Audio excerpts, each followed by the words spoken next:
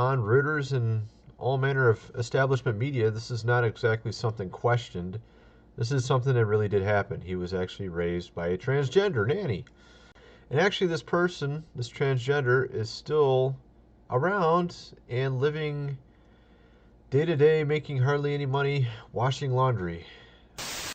Mr. Rivers, how are you? You made a ton of news officiating the wedding in New York yesterday. Is this like a new cottage career move for you? I am so excited. Okay.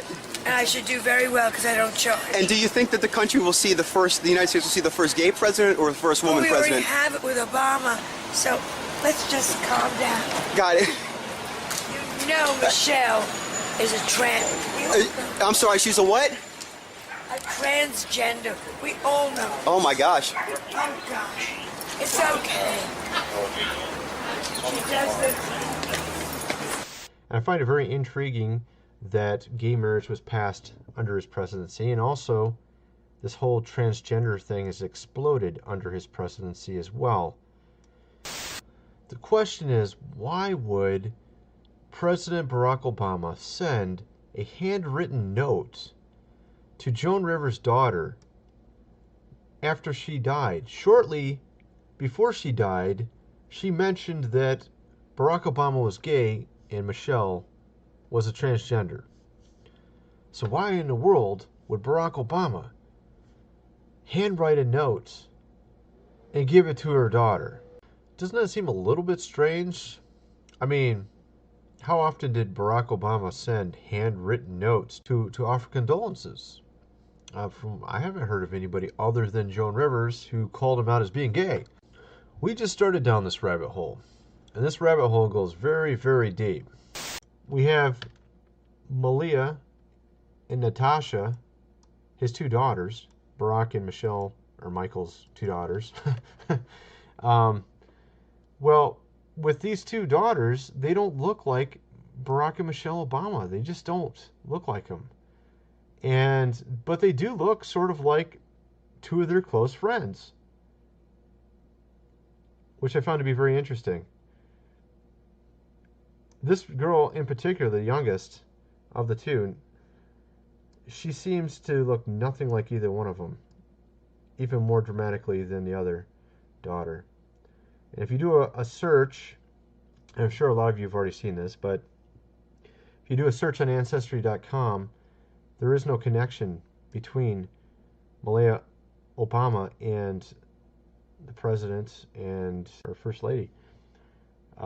And, you know, I'm sure you've seen probably a lot of this stuff here, but I found it very interesting that his close friends, particularly this man here,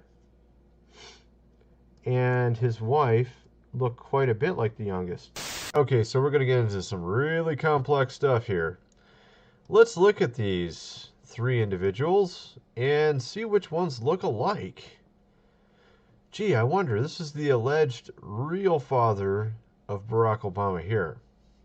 And this is someone he stayed with on occasion, a famous communist, Frank Marshall Davis. And it's pretty obvious that Barack Obama does not look like Barack Obama. His face has different type of cheekbones, very different. His face is very much more so square, as his is more oval. He literally doesn't look anything like him. Now, with regards to him, you might say, well, he looks a little bit like him, but maybe he's not. I mean, if you really sit there and analyze it, you might be, maybe that's not even his father. You might think that to yourself, because look at the nose. Clearly, the nose looks a little different, right? Lips, obviously, much bigger. The ears, it looks like Obama's probably got bigger ears, right? So you might be thinking that in your mind. But if you actually look at his mother and try to imagine if these two had a child, you could see how the nose, obviously the nose is very thin on the nostrils and diametrically the opposite of Frank Marshall Davis. But you can see sort of the nose Obama has would be a perfect combination of the two. The lips are diametrically the opposite as well. Very small lips, much larger lips. He's sort of in the middle. We can't see her ears, but it appears she has probably some decent sized ears, considering the lower part of her ear looks kind of, well, you can't really tell what's going on there, but I mean, it looks like it could potentially be something with that as well. And if you look at the eyes and the eyebrows, you can see that his eyebrows, they have sort of a strange shape right there, which, if you combined it with hers, it might make something like his. And so you can see how these could easily be his parents based on this, just looking at it alone. On November 6, 1999, after picking me up at the hotel in Gurney, and this is significant, Mr. Mutani used his cell phone to make a call. That call was made to then Illinois State Senator Barack Obama to set up an introduction between myself and Senator Obama. Upon arriving at the bar and exiting the limo, Senator Obama was standing next to Mr. Mutani, and I was introduced to Senator Obama by name. Later that evening in a bar which I believe was called Alibis, and I state believe because I have failed so far to get Citigroup to provide the credit card receipts that has the actual name. I mentioned I could use a line or two to wake up. Senator Obama asked me if I was referring to Coke, and I stated I was. After stating I was, Obama stated he could purchase cocaine for me and then made a telephone call. This too is significant, from a cell phone to a presently unknown individual, during which Senator Obama arranged the cocaine purchase. Senator Obama and I then departed the bar in my limousine and proceeded to an unknown location where Senator Obama exited the limousine with $250, which was provided to him by me. Returned a short while later with an 8-ball of cocaine, which he gave to me. I did ingest a couple of lines of cocaine, and shortly thereafter, Senator Obama produced a glass cylinder pipe and packet of crack cocaine from his pocket. Obama then smoked the crack cocaine. I performed fellatio on Senator Obama in the limousine during the time Senator Obama was smoking crack cocaine. Okay, what you just saw there was the testimony of Larry Sinclair, who had a sort of gay fling with Barack Obama. Of course, this rabbit hole goes much deeper. A few people mysteriously died that were in relationships with Barack Obama, 3 men. And according to Larry Sinclair, he confirmed that Young had a relationship with Obama. Here we have Donald Young. Here's a picture of him. He was at the Trinity United Church, Jeremiah Wright's church, the famous one, infamous one that Barack attended for many, many years. There were 2 other openly gay men in Wright's church, Larry Bland and Nate Spencer, in late 2007 as Obama began his ascent to be the Democratic Party's presidential nominee. In a span of 1.5 months, all 3 men conveniently died. Bland was murdered execution style on November 17, 2007. Young was murdered execution style on December 24, 2007. Spencer reportedly died of septicemia, pneumonia, and HIV in December 26, 2007. Death certificates of Bland and Young are here. Oh, kind of hard to read. I'll leave this link in the description so you can check it out for yourself. So we have mysterious deaths so conveniently around the time Obama is becoming a presidential nominee. We have Larry Sinclair, his testimony of being in a relationship. These men were all at this church. Obama also had allegedly a fling or a relationship with the pastor himself, Jeremiah Wright. Yeah, we have a little bit of a conspiracy here. Or maybe we should say not so conspiratorial, considering 3 people conveniently died exactly around the time that he ran for office. That's a little strange, wouldn't you say? Just a wee bit. Assalamu alaikum. We are no longer a Christian nation. As the Holy Quran tells us, the Holy Quran teaches that The Holy Quran tells us, and the Holy Quran also says, we do not consider ourselves a Christian nation. the United States has been enriched by Muslim Americans. Since our founding, American Muslims have enriched the United States. He did bow to the Muslim king, while he did not do it to the British Queen of England. And by bowing, he showed the world that I am subservient. I do bow down to you as a Muslim king, something no other president has done with Saudi Arabia. Many other Americans have Muslims in their families or have lived in a Muslim majority country. I know because I am one of them. But my father came from a Kenyan family that includes generations of Muslims. As a boy, I spent several years in Indonesia and heard the call of the azan at the break of dawn. I have known Islam on 3 continents before coming to the region where it was first revealed. That experience guides my conviction. You are absolutely right that John McCain has not talked about my Muslim faith. When Obama's stepfather changed jobs and moved the family to another neighborhood in Jakarta, Obama's mother enrolled him in the Basuki Public School. Obama's former classmates showed me his old desk. Barry sat here, Barry Barack sat there, and then you sat there. The school's makeup reflects the population of Indonesia, more than 90% Muslim. There is a mosque in the school. It overlooks the playground, and every day at noon the children are called to prayer. The only record of Obama having attended the school is this old register. And look, it lists his name as Barry Sotoro. That's the name Obama took from his Indonesian stepfather, Lolo Sotoro. That class register says Obama came from Honolulu and lists his date of birth. But look at his nationality.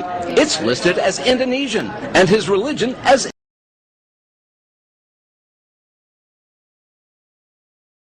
He's about to go from commander-in-chief to couch commander.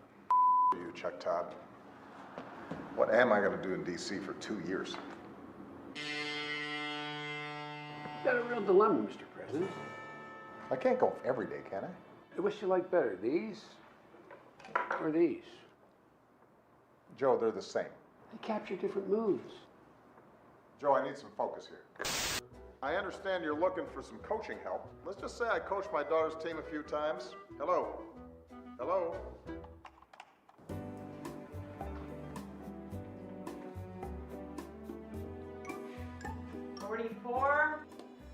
Finally. So I'm going to be in D.C. for a while, and I thought I'd take up driving again. What's the name? Barack Hussein Obama. Yikes. Well, since you don't have a driver's license, you're going to need a birth certificate. Really? Really. It's real. Is it? It's real. But is it? Oh, Michelle left her phone. Let's see here. Huh. She's got Snapchat. Obamacare is great, and it's really working. Sign up now. Today I'm going to show you how to make a superfood that'll last a lifetime without refrigeration. And it's so nutritious, you'll never have to stockpile another food. The food's called pemmican, and it was widely in use by the natives of North America and also by the Western explorers who would go for months without contact with civilization. In the 19th century, even British soldiers had an iron ration of 4 ounces of pemmican. Many of these iron rations were found intact and edible as much as 50 years later. So let's just avert our gaze from modern survival thinking for a minute, and let's think about how the guys who explored the West 150 years ago did it. Now that's exactly the kind of stuff I found in this 350-page book called The Lost Ways. It's probably the only survival book I've actually enjoyed reading, and you won't believe the survival things we've lost to history. Now I found the pemmican recipe on page 48, and I decided to give it a go. Natives used whatever was available to them at the time. Bison, elk, moose, deer, but nowadays people just use what they can buy. You just need to remember to select a low-fat red meat, and beef is perfect for this. So you'll need 6 pounds of beef, 2 pounds of rendered beef tallow, and 1/3 cup of strawberries or blueberries. And that's it. Don't include nuts, seeds, vegetable oils, grains, beans, or dairy products of any kind. Now the first step is to dry the meat and blueberries. First, you need to slice the meat very thin. You can use a very sharp knife like this one, or you can keep the beef in the freezer a few hours before slicing it.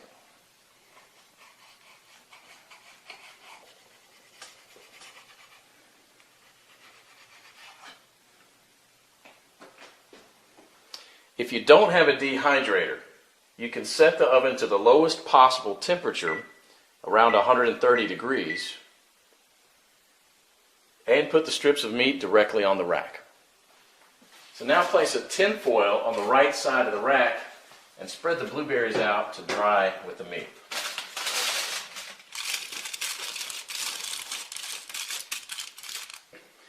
Place the rack back inside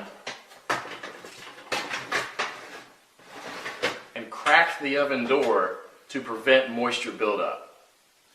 Let this dry for about 15 hours, or until it's crispy. 150 years ago, people dried their meat by building a wooden pyramid over a small fire and hanging the meat slices on that. After 15 hours, this is what you should get. Toss it in the food processor until it becomes a powder. Do the same with the blueberries. In the old days, they grind it with a rock to crush it into a powder. Generally, well-dried meat will weigh just slightly less than 1/3 of its raw weight.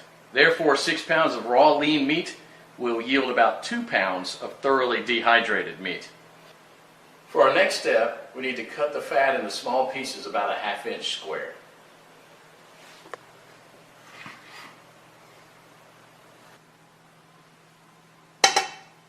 So place the fat in a pot on the stove and heat it up to a temperature between 225 and 250 degrees. Now, you don't gain anything from getting it any hotter than that other than destroying the fatty acids, which we want to do as little as possible. Now for the first 10 minutes you want to keep this on medium-high heat, and you want to stir it about every minute, and this will allow enough of the fat to be liberated to coat the bottom of the pot without burning the bottom of the fat. After about 10 minutes, you'll see a pool of fat forming on the bottom of the pot, which should be merrily boiling away. You can rest a little bit now and stir it maybe only every 5 minutes, just to keep things well mixed. After about 30 minutes, the liquid fat should have risen enough to cover the chunks, and it should look like a rolling boil. So as this liquid rises, you can go ahead and lower the temperature down to about 230. After about an hour, the major boiling action will have stopped, and there'll just be small bubbles rising from the fat. About 90% of the cracklings will be a chestnut brown in color. So use a strainer to separate these and set them aside with salt to enjoy as snacks later. They're really, really good. And if you don't like them or don't want to eat them, you can set them aside to cool for dog treats. So good. Oh, yes. Sammy, you want one? Come here. We now have to weigh the amount of ground meat and the amount of rendered animal fat. We have to have the same quantities, so you'll probably have to remove some of the excess fat. Place the remaining fat on the stove. Keep it about 120 degrees. Mix the shredded meat into the melted fat and stir it until it's well blended. Then add the blueberries and mix it again. This is how it should look. The fat should be absorbed or coating the meat fibers. There should be very little or no liquid fat pooling in the bottom of the pot. Now, following the instructions from the Lost Ways, you can store it in Ziploc plastic bags and press flat, removing as much air as possible, and therefore preventing the fat from going rancid. This should keep the pemmican from spoiling for a few years without refrigeration. So let's do that. And here's what I got. Pemmican is the ultimate survival food, no matter if you want to bug out or bug in. 10 pounds of pemmican would supply food for 2 full weeks of camping activities at 3/4 of a pound per day, providing 2,200 calories. In survival mode, the same 10 pounds of pemmican would supply energy for almost a full month. This was just one awesome chapter in the Lost Ways. but you won't believe the survival skills we've lost to history. And that's what this book is all about, saving our forefathers' skills. But I actually realized it's also about saving ourselves from the shallow world that we live in. Click below to find out how you can get your hands on one of the greatest books of this century.